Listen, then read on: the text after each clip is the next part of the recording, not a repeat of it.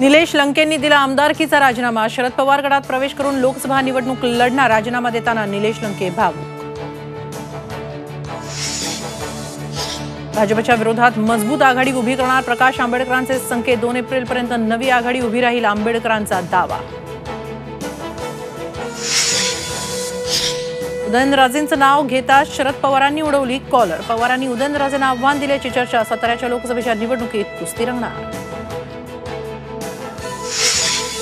लोकसभेसाठी जागा नाही तर केंद्रात कॅबिनेट, राज्यात मंत्रिपद, विधानसभेत जागा, महामंडळासहित सत्तापदांमध्ये वाटा द्या। रामदास आठवलेंची देवेंद्र फडणवीसांकडे मागणी।